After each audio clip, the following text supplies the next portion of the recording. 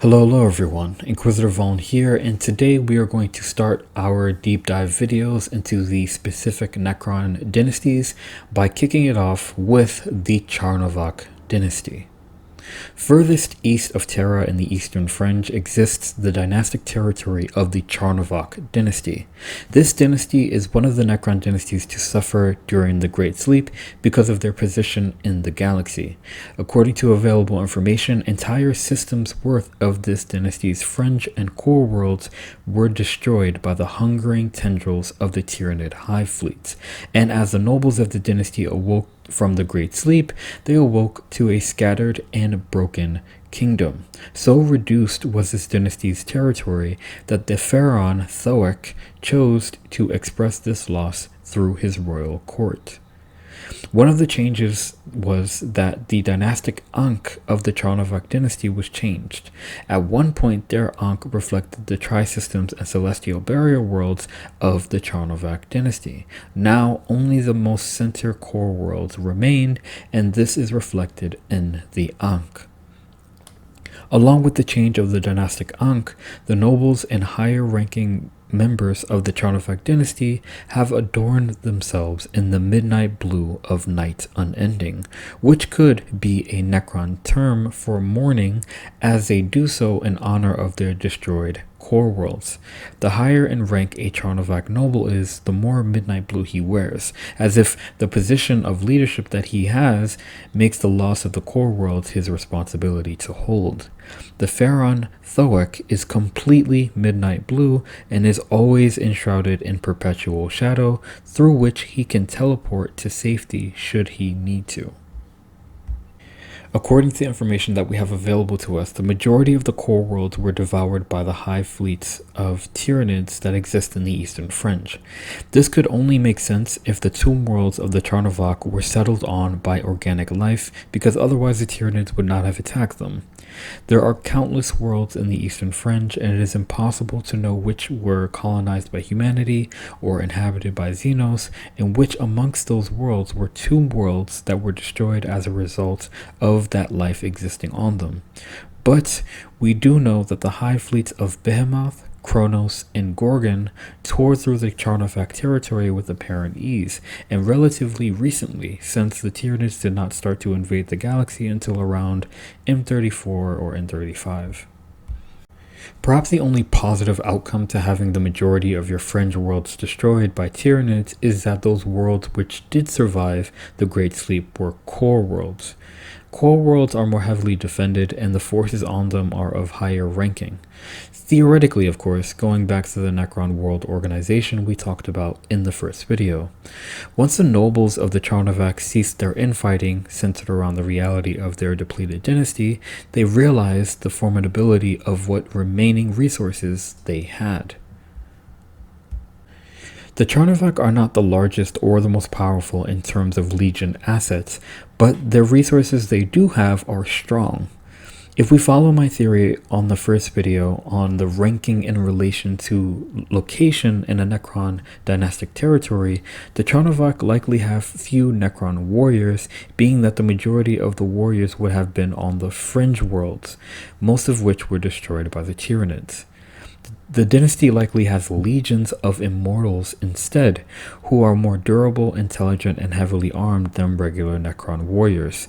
The immortals of this dynasty also bear the blue of night unending on their faceplates, their shoulders, and their weapons. Having more immortals and elite units than warriors is a good thing for the dynasty, as there are still operational unawakened tomb worlds scattered amongst the destroyed worlds within the boundaries of their dynastic territory. Of course, the noble court wishes to recover these worlds, and in their attempt of doing so, they come frequently into contact and conflict with the Tyranid hive fleets.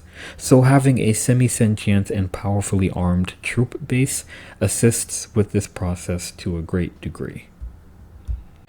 There is very little direct history to be found on the Charnovokh Dynasty by itself. However, we do find more information about the Charnovokh Dynasty through the history of another dynasty. That dynasty is called the Suhbekhar Dynasty. In my first Necron deep dive, I mentioned the possibility of dynasties splitting, as nobles from one dynasty would create dynasties of their own, and in this regard, the Charnovokh is a perfect example of this because the pharaoh of the Charnovokh dynasty, whose name is Thoek, and the pharaoh of the Suhbekhar Dynasty, whose name is Amenhotep, are technically cousins.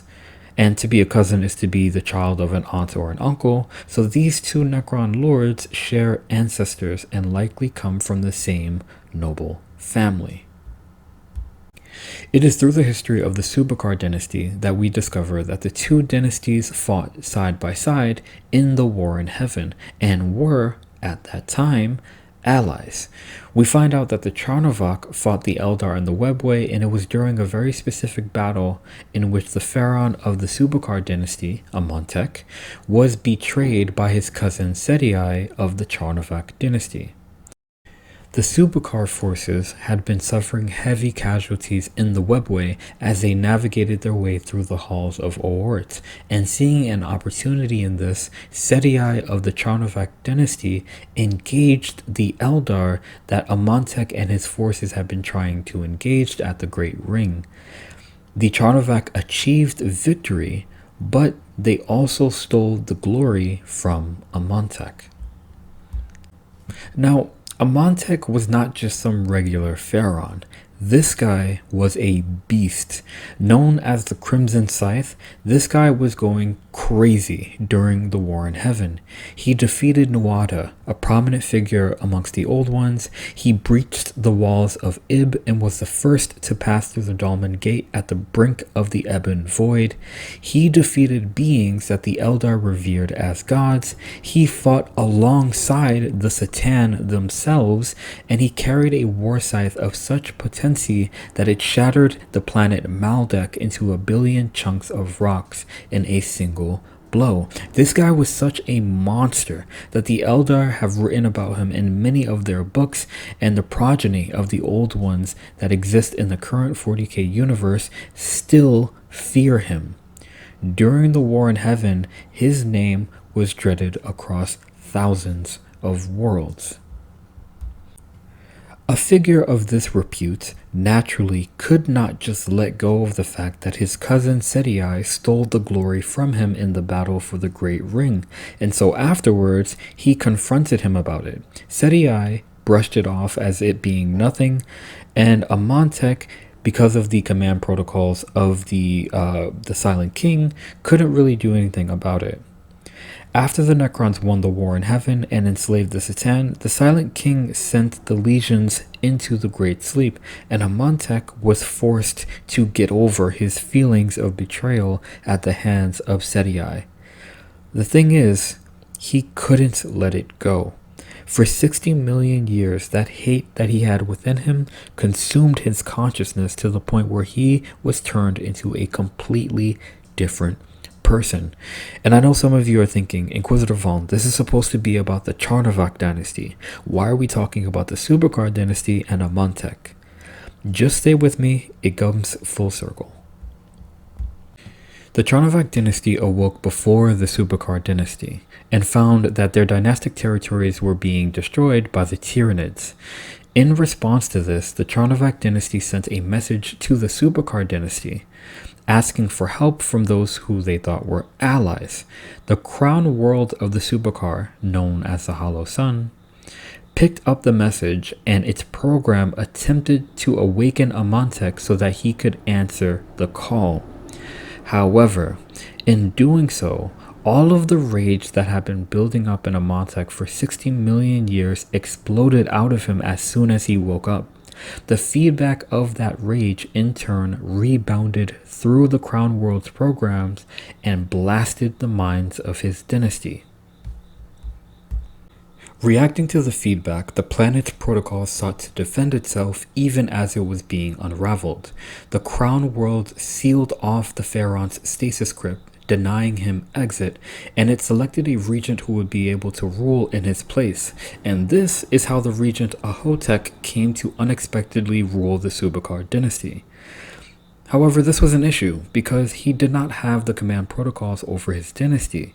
So he kind of broke open one of the dynasty's chief advisors' stasis crypts. The chief advisor's name is Ozkin the Codifier, who is a cryptech, and the cryptech had some degree of command protocol and could help him gain control over the few Suhbekhar Necrons that had awoken at his side.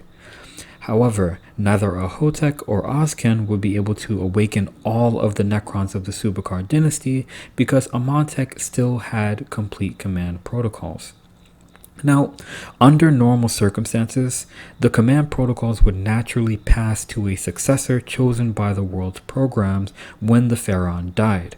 But because the Crown Worlds program was still online and in defense mode, and because Amenhotep was still alive, the command protocols would not be passed on, and in the event that he died, the protocols would be destroyed. This was a problem. Only a few days after awakening, a messenger of the Charnovokh arrived to the Hollow Sun to request the aid of the Suhbekhar in person, calling upon ancient alliance and kinship ties to convince the Suhbekhar to act on the behalf of the Charnovokh dynasty and help it defend its own territories against the Tyranids. Ahotep saw this for what it really was, a threat, and had the messenger's head chopped off and returned to his pharaoh. Now, because it was a machine, it was able to relay a message from Ahotep to Thoek, which warned against anyone who underestimated the Suhbekhar and foretold of a second war in heaven. About that last part and the second war in heaven bit, the pharaoh Amenhotep of the Suhbekhar dynasty had two things that were rather interesting about him besides how awesome he was before he went insane. Whether it was an actual vision or that he just understood the practical consequences to his actions, he knew that because of the war crimes he committed on the Eldar during the war in heaven, the Eldar would not rest until they found him and destroyed him. So he put in place the ability to cause a series of awakenings on some of his tomb worlds in order to distract the Eldar long enough for him to evade them. This is why him having command protocols over his entire dynasty was so important. But being that he went crazy when he woke up, him having the protocols is what is keeping the dynasty from awakening at full strength or in a stable way. Now, naturally, this means that if the Eldar find the Hollow Sun, it's over for the Suhbekhar dynasty. They will kill Amenhotep, and with him, they will destroy the command protocols over his legion, and that pretty much means the end of the Suhbekhar dynasty. Now, another interesting thing about Amenhotep was that he too felt the grief that the Silent King felt at the price that had to be paid for their immortality, that is, becoming Necrons, and few in his court actually know this. And I find that to be interesting because he was such an epic war hero during the war in heaven for the Necrons, fighting alongside the Satan, the star gods themselves, and like defeating gods of the Eldar.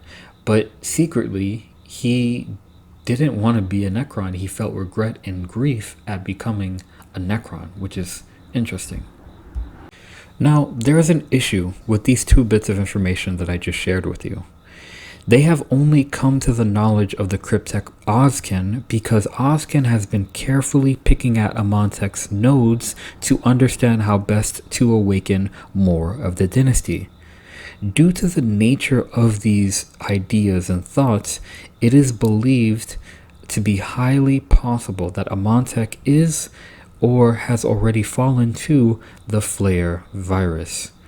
Being that his rage was channeled into his Crown Worlds program, it means that the flare virus could have spread throughout the dynasty to those still interred in stasis crypts. This possibility is backed by the fact that those few Necrons who had awoken with Ahotep turned on each other as if they were the enemy. Amenhotep's supposed grief at becoming a Necron could have also been passed to his dynasty and could have been misconstrued by the accompanying rage that consumed their pharaoh for 60 million years and turned them all into flayers. If this is the case, this presents a few other problems. In my first video on the Necron deep dive, I go over how the Flayer virus most commonly arises amongst the Necron warriors because it was them, as Necron tier citizens of lesser status, who did not want to become Necrons or undergo biotransference. If Amontech is indeed fallen to the Flayer virus, he is by far the highest ranking Necron, a Pharaon, to have ever succumbed to the Flayer virus, and if his dynasty has succumbed, then he is a Flayer king. The second point is, notice how the concern is that he is a Flayer and not that he is a destroyer. In my first deep dive video, I go over the difference between the Flayers and Destroyers, how both are the outcast ranks of the Necrons amongst the Necrons, but how Flayers emerged from not wanting to become Necrons and how Destroyers emerged in response to hating all life. The thing that messed everything up for the Suhbekhar Dynasty was the growing rage that Amontech held toward his cousin for stealing his glory. It was his anger, not toward the Eldar or the Old Ones, but toward another Necron. Now, what happens when you take a God of War level Pharaon who secretly felt grief at becoming a Necron in the first place, thus enabling him to be susceptible to the Flayer virus, and you combine that with the fact that he was so angry at essentially other Necrons for 60 million years that when he woke up, it blasted the minds of his Necron dynasty? You get a Necron Flayer threat that is a threat to other Necrons. It is for this reason that Amontech cannot be released from his stasis crypt, but it's also for this reason that the awakening of the Suhbekhar Dynasty has been happening at a cautious and glacial pace. They have mostly been focused on keeping the Hollow Sun hidden and carefully attempting to awaken their two worlds. They have mostly been uninvolved in the galactic affairs and wars of the Necron Empire. Ahotech does have a small force of Suhbekhar Necrons that he was able to gain control over with the help of Ozken, and he has a small court of other Suhbekhar nobles, including Ilmanok, the Lord, or the Necron Lord, Thulek, the Destroyer Lord, Ozken, the Cryptek, Rakaz, the Cryptek, and of course Amontech, the Pharaon himself. Each of these characters is really interesting, and all of their history is interesting too, but you'll notice that the Suhbekhar is not mentioned or referred to in the Necron codexes. This is because the Suhbekhar are not active in the goals of the Great Empire and are essentially in hiding, and also because they are no longer in a position of real power, and thus they no longer are truly important in the narrative of the 40k universe, at least for now. Now you may be asking yourself, Inquisitor Vaughn, why did you even bring up the Suhbekhar if they don't really matter? The answer to that is that we are talking about the history of the Charnovokh Dynasty. By understanding the Suhbekhar, we understand the Charnovokh, not only because they are related by Necron tier lineage, but because this implies that one came before the other, and in all likelihood, the Suhbekhar existed first, and this possibly reveals details about the Charnovokh Dynasty's history before the War in Heaven. After the Necrontyr left their homeworld, a series of civil wars took place called the Wars of Succession. This war was fought between those who defended the rule of the Triarch and those who were opposed to the rule of the Triarch, with those in opposition also in the minority of this conflict. The fighting was so bad that the Silent King at the time knew that he'd have to, if he didn't stop the infighting, the Necrontyr would wipe each other out. So he unified the royal courts by giving them a common enemy, the Old Ones, and granted forgiveness to the secessionists if they joined in the fight. It was in this way that the secessionists were bribed back under the rule of the Triarch through promises of victory and immortality. It is here that I believe that we find the beginning of the Charnovokh Dynasty in the Wars of Succession. If the Suhbekhar and the Charnovokh Dynasty's royal courts were related by Necron-tier lineage as cousins, and we move forward with the assumption that the Suhbekhar came first, the Suhbekhar likely split during the Wars of Succession into those who supported the rule of the Triarch, meaning the Suhbekhar, and those who were against it, meaning the Charnovokh. Going off of this, there are a few examples in Necron history where one dynasty was subjected to another for one reason or another, but this did not happen with the Charnovokh. They were not reincorporated into the Suhbekhar, nor were they subjected to them in any way or any other dynasty. They held their own during the Wars of Succession, fought and survived it, and were brought back under the rule of the Triarch through the Silent King's promises. I theorize that the Charnovokh were successionists in the War of Succession, and they came into power during this time while still Necron tier. Now, why do I think that the Suhbekhar came first? I think this because of the sheer amount of information on the history that the Suhbekhar have and how the Charnovokh are referred to in their history. Now, why do I think the Charnovokh were secessionists? Primarily, I think this because it seems like they didn't call on any other dynasty's help when they found that their territory was being overrun with Tyranids. This could possibly be because they couldn't call on anyone else's help.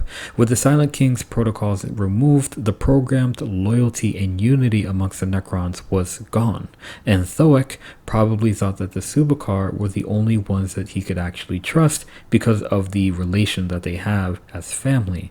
But regardless of whether or not they came first or they came after the Suhbekhar, they were tied by shared bloodline as Necron-tier, while the Suhbekhar represented the glorious past of the bloodline. In the 40k universe modern setting, the Charnovokh represent its future. Though both dynasties are weakened, the Charnovokh possess greater strength and numbers and organization.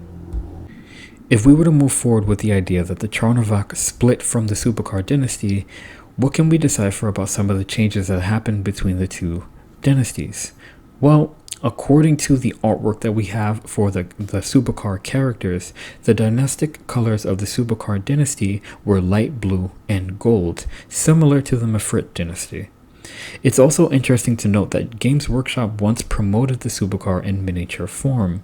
This model, which has since turned into a Necron Lord, is a model of a Heltech. Unfortunately, they no longer produce the model, but I'm sure that you can search it up and find it through other means. Also, in regards to that, there's like one less available to everyone because I've ordered it, so good luck. All but one of the Suhbekhar Necron Lords artwork shows them bearing the traditional Ankh of the Triarch as their own. That one Necron Lord of the Suhbekhar that actually shows the dynastic Ankh of the Suhbekhar dynasty is Thulek the Destroyer Lord, and the artwork for him is interesting for a variety of reasons, right? If we zoom in on his chest piece, we can see what we can reasonably assume to be the original dynastic Ankh of the Suhbekhar dynasty, which I have tried to replicate here. But also, he has another symbol on his anti-grav or grav hover platform that looks oddly familiar. Lo and behold, it is the dynastic Ankh of the Charnovokh dynasty. Coincidence? I think not. Another interesting thing about Thulek is the color of his necrodermis. It is a dark blue instead of the light blue of the Suhbekhar dynasty, which makes him look more like a Charnovokhian lord. Why is this? Well, considering that of all the Suhbekhar nobles that still exist, he is the only destroyer lord, and he of all of them has the dark blue armor, it can reasonably be assumed that the color has something to do with him becoming a destroyer. Thulek's story is interesting. Thulek awoke before the rest of his dynasty on the Hollow Sun. When he awoke, he found himself alone, and the Canoptic sentries that maintained the Tomb World completely ignored him. This is because even though he and Amontek were blood related as Necron-tier, making Thulek hypothetically next in line to become Pharaoh of the Suhbekhar, there was one before him who was closer to Amontek in relation. Ahotek. So the world's program skipped over Thulek as a possible successor to the throne. Thus, when Thulek awoke, he awoke alone, ignored, and powerless, thousands of years before the other nobles of his dynasty awoke.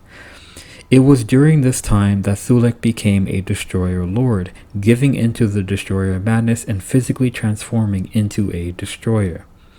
It is also during this time that he changed his necrodermis color from the normal dynastic colors of light blue and gold to the dark blue he is portrayed in his artwork.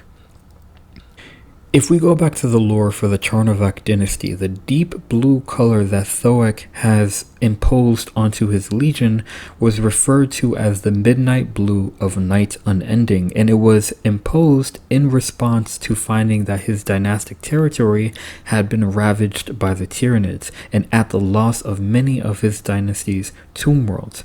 Perhaps the tradition of donning the midnight blue of unending night is a practice carried over from the Suhbekhar Dynasty and is a practice used to demonstrate loss and mourning. This loss and mourning, as well as the practice of donning the blue, has become signature themes and identifiers of the Charnovokh Dynasty. Is there a correspondence between the midnight blue and becoming a destroyer? I don't think so, because Thoek, the pharaoh of the Charnovokh, is not a destroyer, though like most dynasties, I'm sure that they have destroyers amongst the ranks.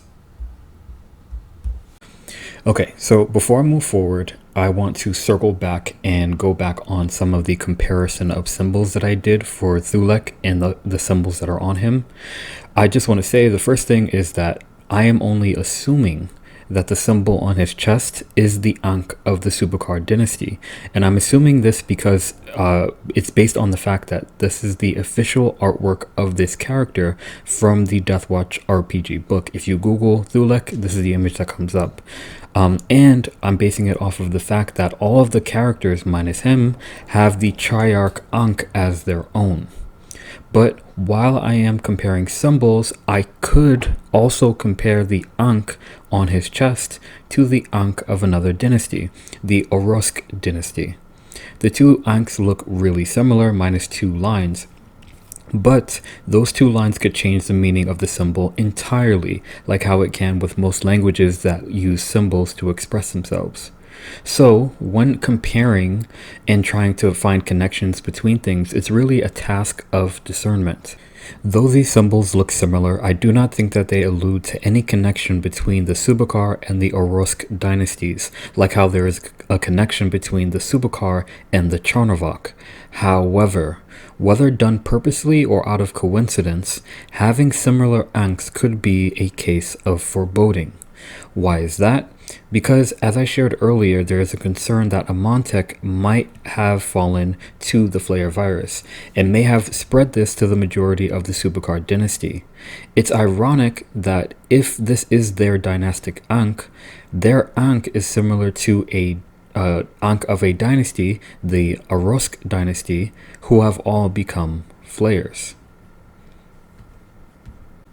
The comparison between the symbol on his canoptic platform and the Charnovokh Ankh is reasonable, I think, considering the lineage that both dynasties share. However, in comparing, I also have to note differences as well.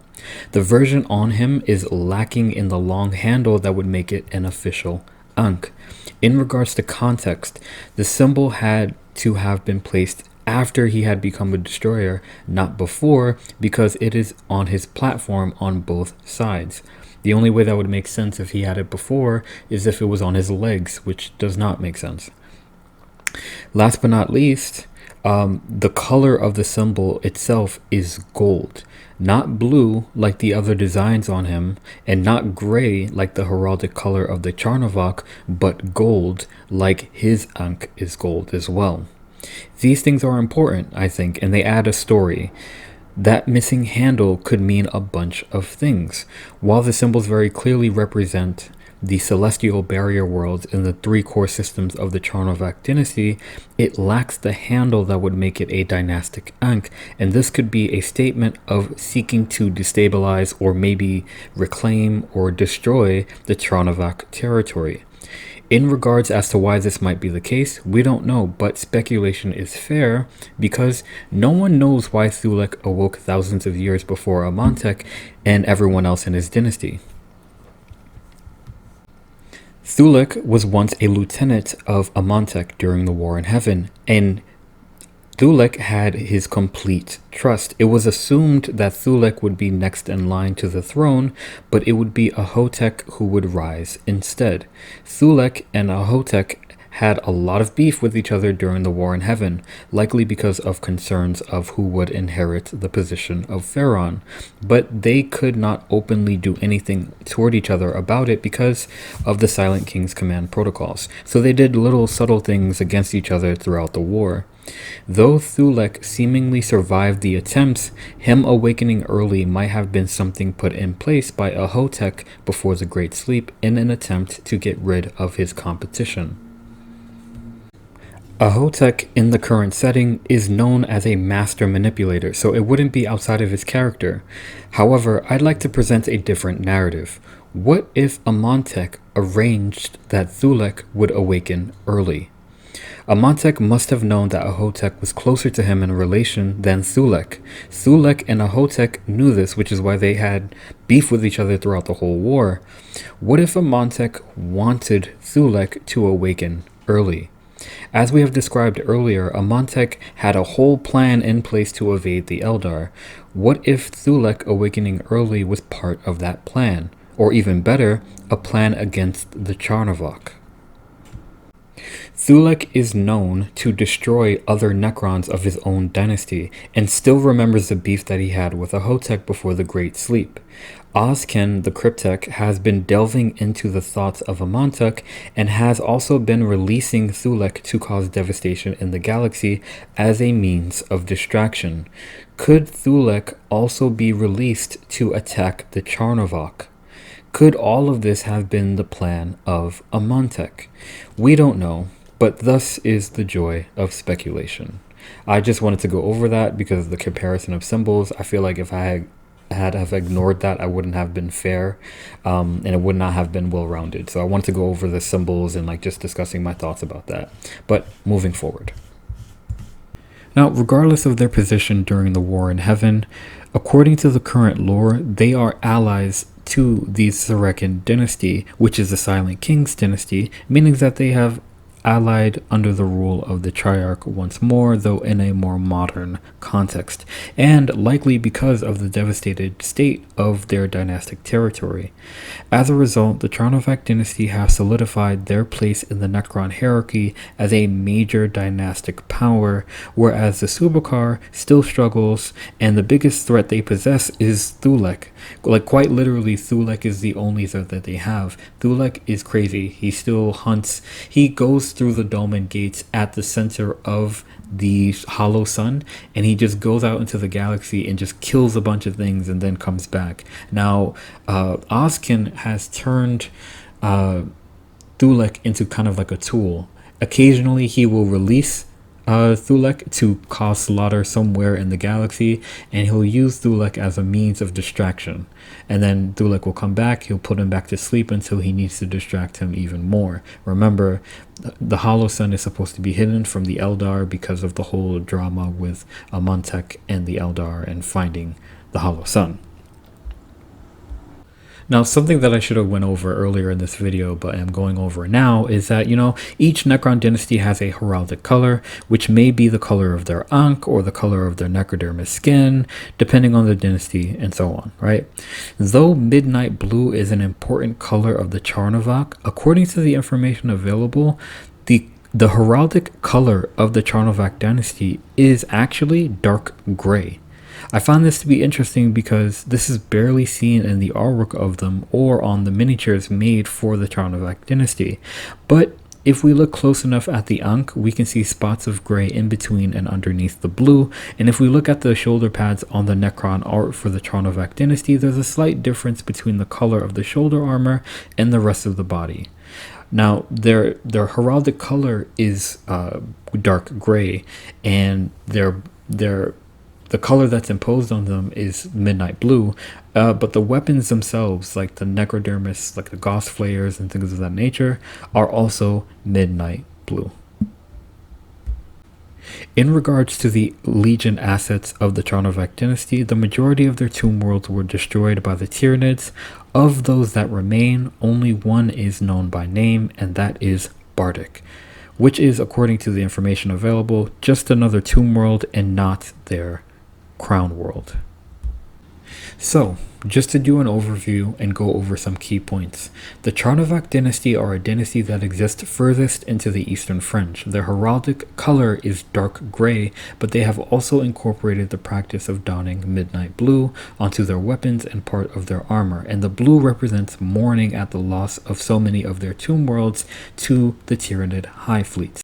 The Charnovokh Dynasty and the Suhbekhar Dynasty share kinship and ancestral Necron-Tyr bloodline. However, the Suhbekhar Dynasty is older, and available information suggests the Charnovokh split from the Suhbekhar, though we don't really know if this was a sanctioned split or a result of succession. The current pharaoh of the Charnovokh is Thoek, with the only other supposed pharaoh of the dynasty being mentioned in the lore as Seti. It is unknown what came of Seti, and it is unknown whether or not Thoek is the natural successor of Seti, but what is known is that Thoek has the command protocols of his dynasty. So the possibility that Seti was destroyed, likely by the Tyranids during the Great Sleep, is likely. Thoek is completely midnight blue and is perpetually draped in shadow-like cloak, which allows him to teleport from danger should he need to. Being that many of the dynasty's fringe worlds were destroyed, the Charnovokh likely have few though powerful Necron units and types, with their core troops mostly being composed of Necron immortals rather than warriors for the most part. And last but not least, the Charnovokh are currently aligned with the Suhbekhar Dynasty and the Silent King. The Charnovokh Dynasty currently fights multiple Tyranid high fleets at the same time as they seek out the surviving tomb worlds of their dynastic territory. Among the Necron dynasties and Necron politics, the Charnovokh have found an enemy in their kin-related Suhbekhar Dynasty. And that has been my deep dive of the Charnovokh Dynasty. They sound like a really cool dynasty. I didn't really get into them when I started collecting Necrons in 8th edition, but doing this deep dive makes them look way more interesting to me, especially their connection to the Suhbekhar. Like, the Suhbekhar are an actual threat to other Necrons should Amontek be released from his stasis crypt. So I find that relationship between the two to be interesting, but also the fact that their narratives, both of their narratives, have such a degree of loss that I have given the Charnovokh the nickname of the Mourning Legion. That's not really official, but I just gave them that name because it fits their theme. But yes, I hope that you enjoyed. Let me know what you think in the comments below.